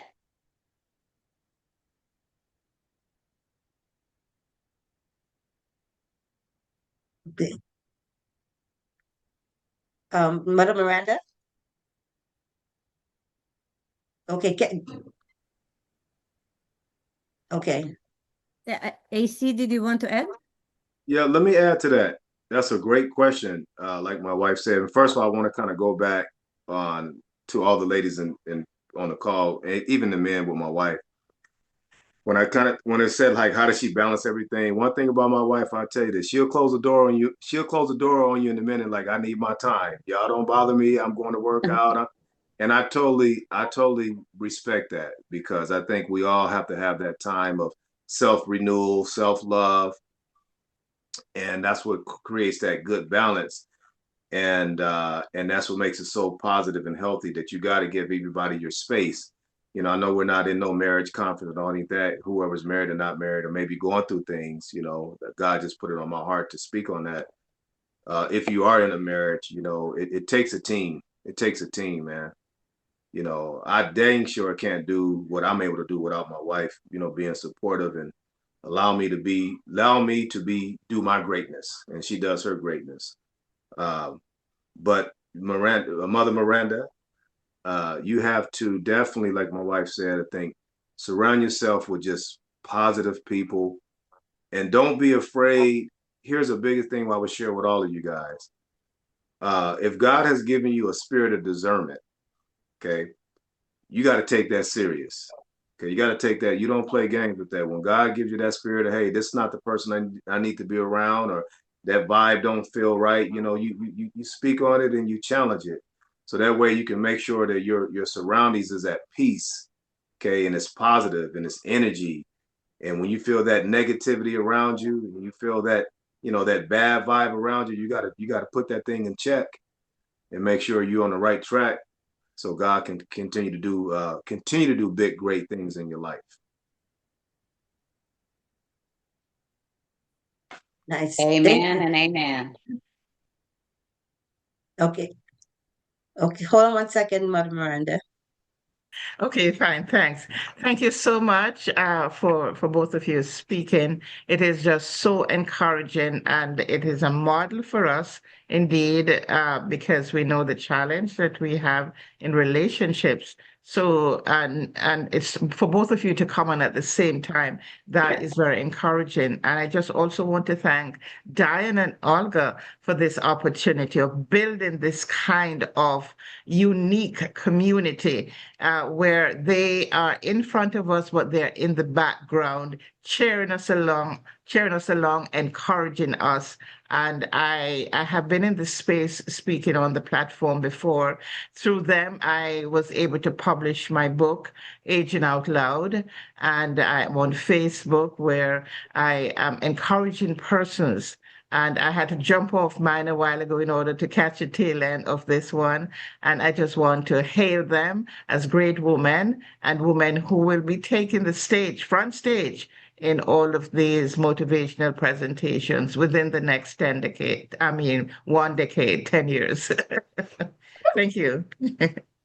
Thank you for that encouragement, Mother Miranda. And listen, I've been from your lips to God's ears because that's what I've been claiming. I see myself in Dubai on an Amway stage speaking to 20,000 people.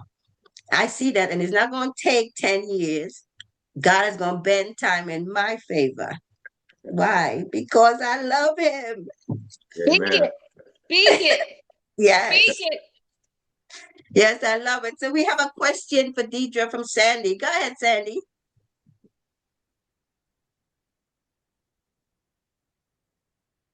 Okay, I think I got it. All right. Deidre, God bless you. Good to see you, girl. You have such a precious, powerful, and gracious essence of the Lord. It just, oh, I love it. Girl, I wish all of my Thank you. kids in my bionic teams in schools could hear you. You're such a great role model and such a it's interesting. You're very quiet. You're very but you're powerful. That's why I love that is you're just a strong woman and our kids our girls need to hear you. The guys need to hear you too, but you're such a great role model for them. And a lot of what you said for the women as far as being positive and everything, what would you if these were all kids right here that were listening, what would you have to say to them? Because I know you guys, with the work you guys do in the schools and stuff, you're seeing kids in very difficult situations. So, what would be, in fact, AC, if you want to add this too, but Deidre first, what would you guys say to kids today to encourage them, to spur them on? What would you say to them? Yeah, thank you, Miss Sandy. So good to see you. You girl. It always stay true to yourself. Never give up. Like Miss Diana says, a dream.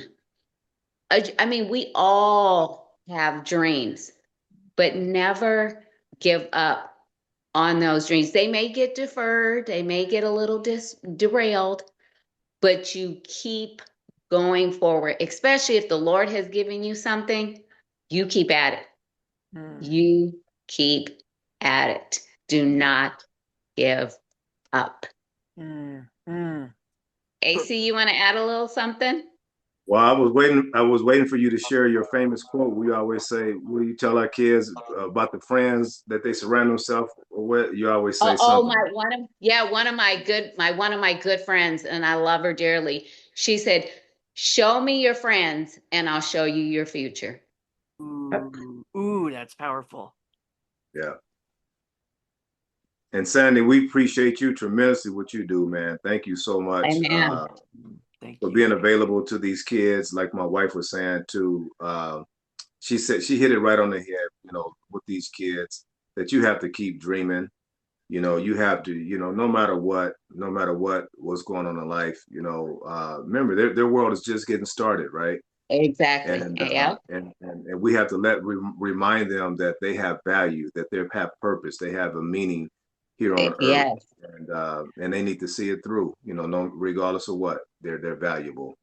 And I really loved watching the movie The Help when Viola Davis was telling the little girl, "You are beautiful, you are strong, you are worthy." I mean, just speaking it, like Miss Diana said, speaking it into existence. If you got to keep on and keep on saying it all day, every day, I am blessed. I am the head and not the tail. I'm the first and not the last. Keep speaking it. Words are powerful. They can lift you up or they can tear you down. Ooh, powerful, you guys. Thank you. Thank you. Thank you. Love Thank you you for that guys. question, Sandy. And we have a question in the chat, Olga. Yes, we do. Christine is asking, how do you keep the fire alive in your marriage despite a demanding schedule? Well, we will be in May 5th, Cinco de Mayo. We will have been married for 25 years, which is so amazing, and marriage is work. Marriage is work, and you got to be ready to put in the work. That person is worth it. You're worth it. And we definitely always, what do we do every Tuesday, babe? Yeah, we have our date night. You know, we I don't know if you guys ever heard of the grocery stores called the gas station grocery stores called QT, like the QTs. I don't know if you guys ever heard of those, but we have our date night, and they call the grocery store calls my wife the whipped cream, like the whipped cream. She puts her coffee, she fills her cream up like this big, and so that's our thing every Tuesday to make sure And that, you and know. they know that we go and do date night. They're like, oh, date night? Oh yeah, yeah. We're like, So date night. yeah, And we and it's also go Taco Tuesday. Taco Tuesday. yeah, yeah. We do our Taco Tuesday, and here's the great thing about it too. Like I'll say this, you know, kind of going down the marriage route. You know, once again, for those who are married or consider getting married or been married, you know, we also give ourselves that private time. You know, I know what her love language is. She likes to go Yep. work out and be at peace. Nobody bothers her, the kids, the grandkids. I love movies. You know, I go to the movies by myself. I got my movie time on Sunday, and I go enjoy my movies. And you know, so you know, and then you come together on the things that you need to come together on, because life is, you know, life is tough, life is hard, life is fast, right? Every day is just going fast, and we have to know when to close the door on people. You know, that hurts sometimes when you're like, hey guys, we can't be all to everybody. You know, we have to Amen. continue to give ourselves some time, you know, to enjoy that moment as well. So it's not always about trips and vacations and all those things. You know, sometimes it's just right here within ourselves. So and it's important, you know, because I can't, you know, I can't do what I'm great at doing, you know, when you don't have, you know, that part taken care of, you know. So it's important role. So great question, you know. So those who are married, you know, that's our advice to you: date night. And those who are considering getting married and all those things, you have to find that balance for sure. You know, that great answer. And before I ask my final question, which is a question for the both of you, and I just, you know, which kind of, you know, you triggered something. I just want to share this in here. And it's talking about when God give you a gift. And Deidre, you said it, don't shy away from it. So oftentimes we wonder about what would people say? Who cares? I got to the stage, I'm 61. I don't care anymore. I'm going to be obedient. And just recently, I talked about our challenge that we're doing. And this is what the challenge does. You said life is fast. And my 21-day challenge, what it does is it slows you up to speed you, it slows you down to speed you up. So you can have that coherent alignment.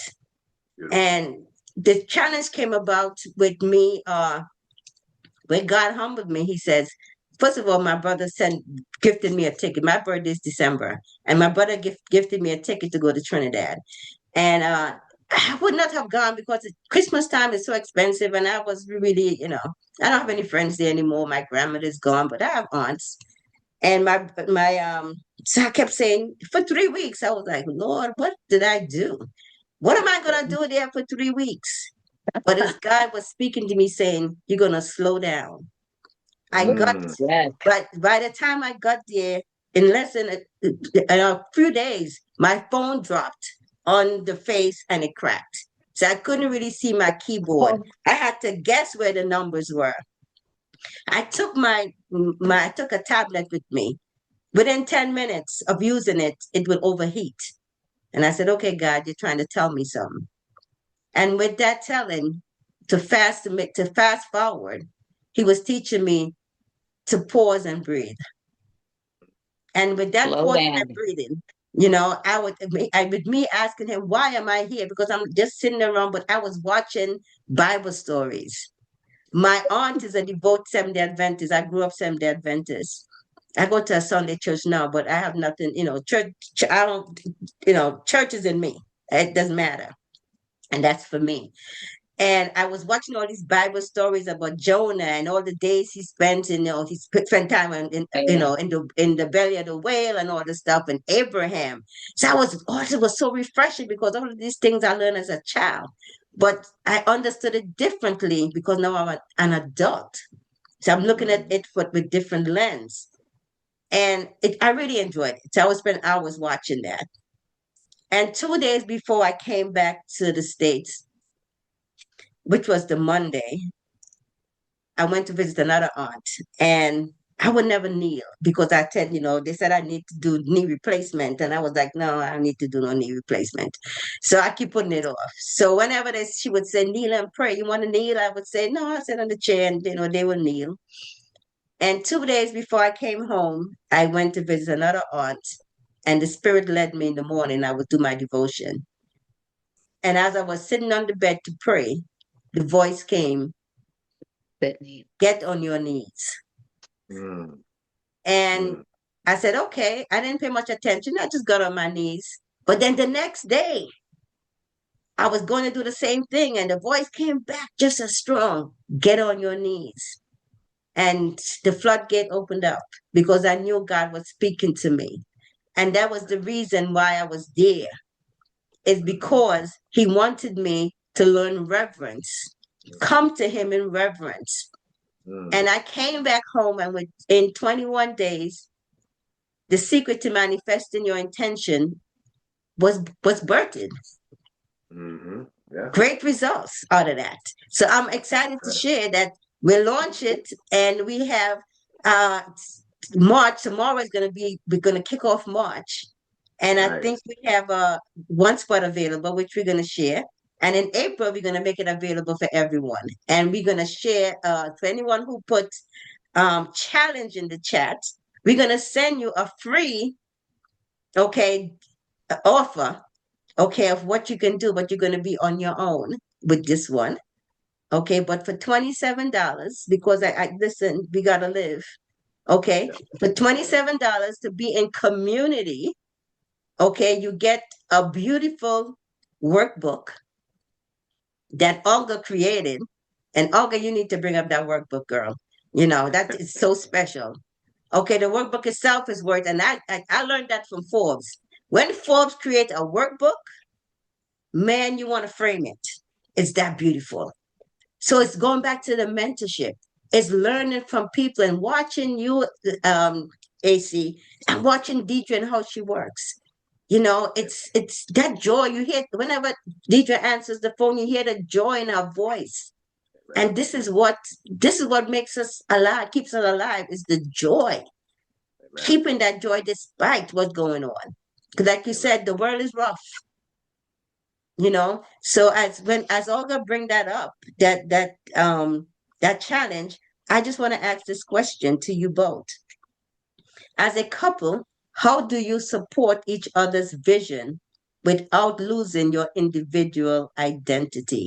I know you mentioned a little bit about it. You like the movies. Did you love to work out? Can you go a little bit more in depth, because it's going to take more than movies and working out. I love that. Well, let me add to that real quick, and my wife can chime in. One of the things that my wife and I do is we truly, we have a spiritual routine that we lift each other up, we pray over each other, and we pray over and we speak it together. Like we declare and speak things over our life. I'll come to my wife and say, hey, sweetheart, can you pray for this vision? Can you pray for this project? Can you pray for, what God is leading us to? And she'll do the same thing. So that way we're always on one accord, because it does take more than movies and working out. But I think that you have to have, when you're married, of course, you have a partner that can pray over things with you and speak things into existence, even when the enemy tries to attack. We come together on things, and it's been a blessing to have that partnership, and to know that if she, because it's like anything else, we're together at the end of the day, like we're one. And I want to see her dreams come true, encouraging her and lifting her up, and making sure that, hey, go for it, I support you and she supports me, and I think you have to have that balance in your marriage and in your life, and it's not just a marriage, even if you have a partner, your fiance or your partner in your life, but you need that balance for someone kind of encourage you through too. So I'll let you go through, Deidre, too. Well, I know one thing that we do on a daily basis that we love to do. We in our dining room, we come and we march around the table 7 times, because like we say, we march around 7 times, like in the Bible, the walls of Jericho will come crumbling down. So we come and we ask, when we walk around, Lord, we pray over situations, we pray over things that we want to happen, things that are happening. We come and we bring it to the Lord as a couple, whether it be things that are going to happen to us individually, events or jobs or situations, but we come together as one and pray and lift those things up for each other.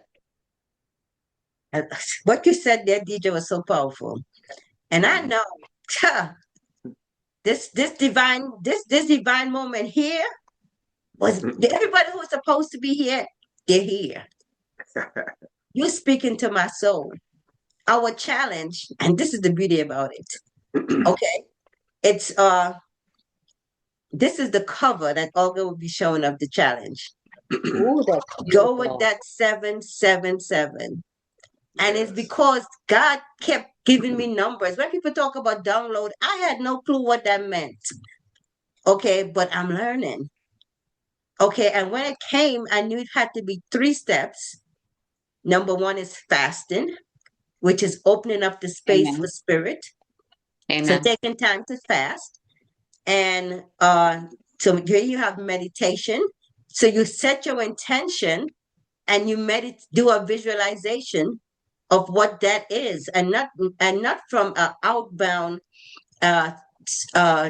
outbound base, outbound base, but more of an identity based result. So not that I want to lose 10 pounds. It's how would losing that 10 pounds make you feel? And really embodying what that new self is. And gratitude. Gratitude was the last piece. So it was 3 steps that came up, and 7 came up. And I had to do some research. The number 3 represents Father, Son, and Holy Spirit. Okay, the Trinity. Completion. Okay. Yeah. And the 7 represent completion. And all of this came to me in 21 days. And in 2 days, it was launched. How does that happen? And when you mentioned going back to going around that dining room table 7 times, it's really powerful, because on the 7th day of our challenge, that when we were doing it in February, a friend sent to me something from Joe Dispenza. And many of you probably know Dr. Joe Dispenza. And he was talking about the power of February, of the number 7. And in the background, now I created that cover 5 days prior, on the 2nd, okay? And on the 7th, he showed a cover, his background, thumbnail, they call it, with the numbers 777. I was in chills. I was like, well, how did he know that was my cover? So I said to Olga, when we create the workbook, that's the cover, because God already revealed it. And here's this beautiful workbook that Olga created. So anyone who wants to be a part of our 21-day challenge and be a part of the community, which we meet once a week, is $27 a month. Okay, you could cancel any time, not a big deal. Okay, so but I would also share with you, for those who want to be Sandy said put it in the chat. I hear you, Sandy. So I'm gonna put the link in the chat. But for March, I think I probably have 1 spot available. But April, you can definitely sign up for April. You don't make this month, you can sign up now for April. You know how to reach me. But this question now is it's really exciting, and to know that what does the future hold for AC and Deidre? What's the legacy you want to leave your children and your grandchildren? Because I know you're big on generational wealth. Yeah. I'll let Go you ahead. go, Beck. Oh, no, you go ahead. Well, to add to great question, and then probably after this, I got to get ready for another conference. So I'm so excited to say thank you, ladies and guys, and for having us. This has been so uplifting, so inspiring, so motivating. Olga, thank you so much for all that you do. You guys make a great team, and like I said, I'm looking forward to following up with everyone. And thank you guys for your time today, for even hearing us out. I was going to add to a little bit about what you said, a couple of years ago, I was on this journey of generational wealth, which is great. And then God convicted me and said, look at all the amazing people around you that support you. Okay. Uh, at every level, A-listers, B-listers, C-listers, billionaires, millionaires, celebrities, athletes, regular people, it doesn't matter. We've been blessed to have a vehicle. We have people all around us. And God says, take more time to make it personal and talk with these people and find out how are they doing mentally, physically, emotionally. And when the results came back that a lot of major people around me are not doing good health wise and mentally, emotionally, God said, start preaching generational health. Okay, so I'm on this whole new generational health journey because if you're not healthy, you're no good to no one. You can't see your children's children. You can't see the business that the foundation that you laid. You want to be around to see this. So I think it's important for my wife and I to understand our purpose and our meaning of why we're here on earth. She stays on me all the time. She's a health nut, but that's what it's about. We're like yin and yang. We have a mission to take care of. We have things we're trying to accomplish until our time stops, right? So we can leave that legacy to our children's children, spiritually, emotionally, physically, financially, whatever it is, knowledge, expertise. When our grandkids came into our life, they don't care about the fame, the glory, the fortune. They just want to absorb the expertise. They want the love. They want the knowledge. They want the care. They don't care about There's those other snacks. things, right?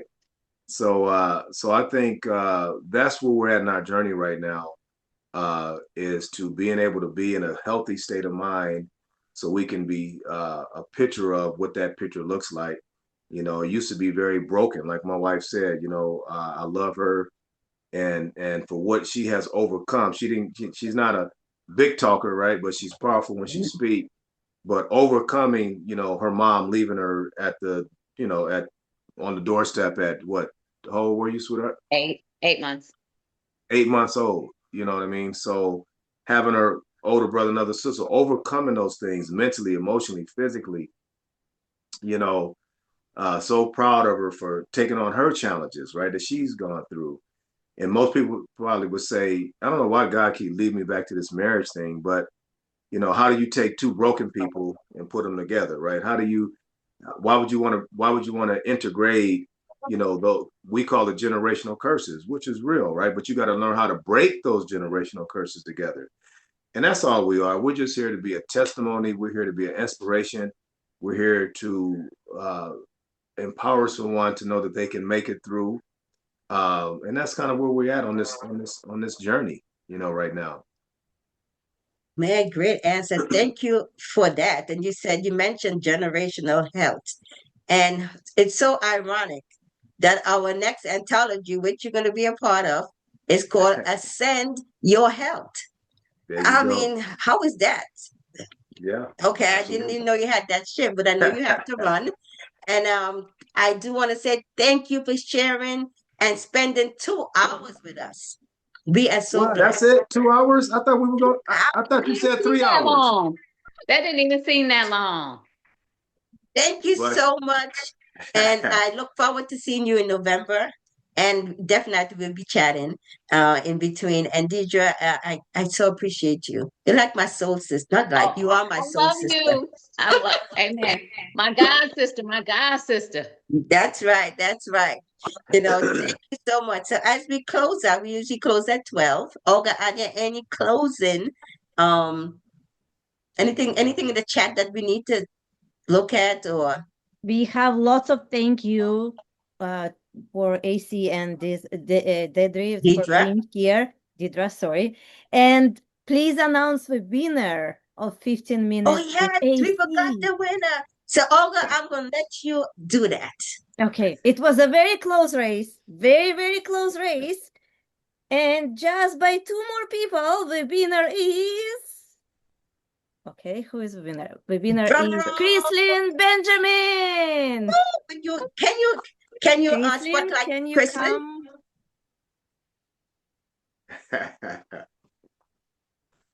All the way from the Bahamas. Now you never know. Thank you. Thank you. You put in the work. Yay! Yes. You know, so thank you so much, guys. And thank you, our Ascend family. And we're going to close out now and say until next month. We do this the last Saturday of every month. And I want to encourage you. If you got something from today, bring someone next month. Okay, bring someone. We're all about growth and growing our community. And that's what our 21-day challenge is going to be about, building community. It ain't about no $27. Okay, it's about we want people to put a stake in the ground because when you start getting free all the time, they don't respect that. So yes, for $27, you're gonna join us and we're gonna kick this off. And I'm gonna let Olga have the last word and say bye to everyone. Thank you so much for coming from all over the globe. And for some people over here, it's actually nighttime and you have to sleep. So I think it was a very impactful event today, very, very impactful for singles, for couples, for individuals, for mothers, for fathers, for everybody involved, right? And keep your dream alive. Always follow your dream. That's why we came here to this earth. Yes. You know, yes, AC talk about that fingerprint. That's why we have unique fingerprints so we can leave our thumbprint, live our purpose, our legacy. So thank you guys for joining us. Thank you, AC. Thank you, Deidre, and to everyone from around the world. I love you all. Thank you. Guys. Bye. Have a blessed one, guys. Okay, bye-bye.